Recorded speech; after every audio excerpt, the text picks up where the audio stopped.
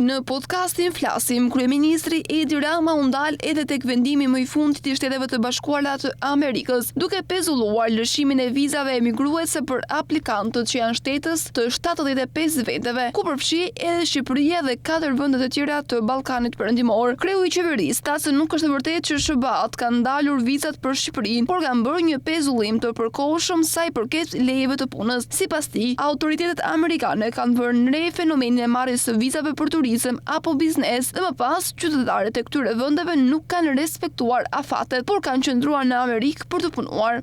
Dua të them dy fjalë për ata që u hodhën përpjet, ose më saktë për ata që jetojnë të hedhur përpjet dhe që në përpjetësinë e tyre i shtuan hedhjeve edhe një hedhje të radhës dhe të njëjtës natyrë, dizinformim, çoroditje e opinionit publik, helmim i të gjithë atyre që kanë akoma fuqinë që t'i dëgjojnë, duke thënë që Amerika i ndaloi vizat për Shqipërinë.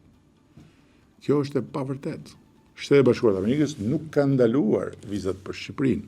Shtetet e Bashkuara të Amerikës, administrata aktuale, nën orientimin e qartë prej kohësh të presidentit Trump për politikën e re lidhur me imigracionin, ka vendosur që për 75 vende të botës, ndër të cilat edhe disa vende të Ballkanit, ku përfshihet edhe Kosova, të bëjnë një pezullim të përkohshëm për sa i përket lejeve të punës në Shtetet e Bashkuara.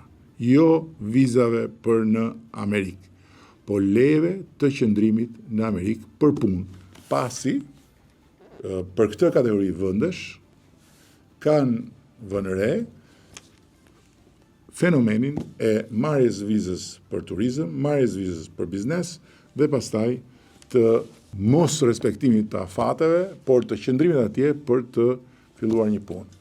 Dhe kjo është diçka që shkon në linjën krejt normale të politikës së re të presidentit Trump dhe që nuk ka pikën e lidhjes me të gjitha ato që u thanë nga ata që hidhen përpjet.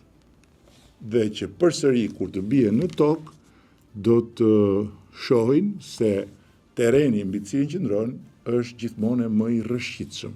Pra do të humbin thellë e më thellë e do hidhen përpjet lart e më lart.